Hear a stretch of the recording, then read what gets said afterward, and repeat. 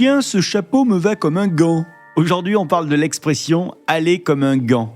Cette expression évoque l'idée d'un gant bien ajusté à la main. Alors on l'utilise bien souvent pour parler d'un vêtement qui nous va bien ou alors d'une solution qui serait idéale pour répondre à un problème. Mais d'où vient cette expression « aller comme un gant » ? La Fabrique Audio présente La Petite Histoire. www.lafabriqueaudio.com. Salut tout le monde, je suis Florent Mounier. Bienvenue dans ce nouvel épisode de La Petite Histoire des expressions que j'ai écrit et que j'ai le plaisir de vous narrer, et c'est Sébastien Girard qui l'a mixé. Avant de commencer, on va saluer quelques-uns de nos auditeurs qui nous ont envoyé des commentaires sur les applis de podcast et notamment sur Spotify ou bien sur YouTube. Il y a Nico notamment, il y a Michel Guy, God Save the Queen 06, Sophie, Martin Garrix, Végéto ou bien encore Laetitia. Allez, sans plus attendre, on ouvre notre dictionnaire des expressions. Ah ouais. Quelle histoire, ça aussi. L'expression « aller comme un gant » remonte au moins au XVIIe siècle. Alors à cette époque, les gants sont des accessoires de mode quasi indispensables pour la haute société. Et les gants sont souvent des cadeaux que l'on offre. Ils symbolisent le raffinement, la courtoisie, l'élégance, et un gant bien ajusté est signe de bon goût. On dit donc dès le XVIIe siècle que quelque chose nous va comme un gant. Et puis les décennies vont se dérouler et on va en faire une expression qui va dépasser le domaine de la mode. Alors si cette expression remonte au XVIIe siècle, l'histoire des gants, elle, remonte à bien plus loin, puisqu'on commence à parler des gants dès l'Antiquité. Et j'en veux pour preuve l'apparition du gant dans l'Odyssée d'Homère, ouvrage dans lequel certains personnages sont décrits marchant dans leur jardin avec, je cite, des gants sur les mains. L'historien, philosophe et chef militaire de la Grèce antique, Xénophon, décrit dans l'un de ses textes les Perses comme, je cite, des gens qui portent des moufles en hiver pour se protéger les mains du froid.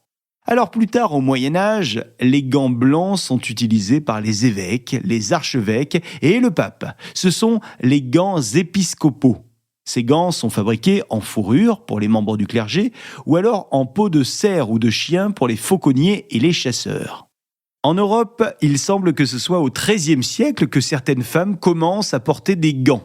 À cette époque, ce sont des gants plutôt longs qui vont souvent jusqu'au coude. Ces gants sont faits en lin et en soie, la classe.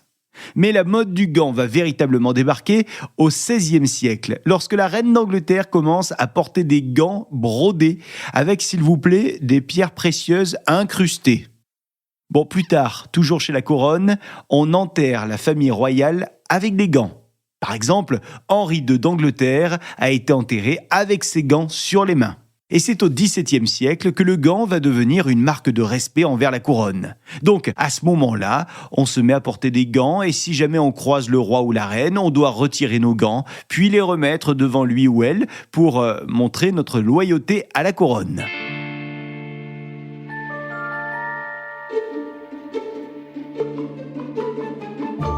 Alors c'est à partir de la fin du XVIIIe siècle que le rôle des gants va changer. À ce moment-là, les Britanniques demandent à leurs domestiques de porter des gants blancs pour cacher leurs mains abîmées par le travail. D'ailleurs, à ce moment-là, on parle plutôt de mitaines. Les mitaines qui laissent les extrémités des doigts nus, histoire de mieux travailler. Mais ces mitaines vont très vite devenir des accessoires de mode portés en intérieur par les dames, et ce dans un but uniquement esthétique. Des mitaines d'intérieur qui sont soit tricotées, soit brodées, ou alors réalisées en crochet, en résille ou en dentelle. Les francs-maçons, de leur côté, vont utiliser cet accessoire, les gants, comme un signe d'appartenance à leur groupe. Porter un gant représente pour eux honneur et pureté, en plus de l'appartenance au groupe. Le gant, un accessoire de mode donc, un accessoire de la royauté aussi, un accessoire pour la domestique et puis un accessoire pour les francs-maçons notamment. Et un accessoire surtout qui a amené à une expression qui a donc dépassé le domaine de la mode puisque désormais on utilise « aller comme un gant » dans de nombreux contextes. Voilà pour cette petite histoire que j'ai eu le plaisir d'écrire et de vous narrer. C'est Sébastien Girard qui l'a montée et mixée. Dites-nous en commentaire si c'est une expression que vous utilisez encore ou si elle vous semble un petit peu de notre temps. Et nous, on se retrouve très vite avec une nouvelle petite histoire qui vous ira comme un gant. La Fabrique Audio présente La Petite Histoire. Vous souhaitez devenir sponsor de ce podcast ?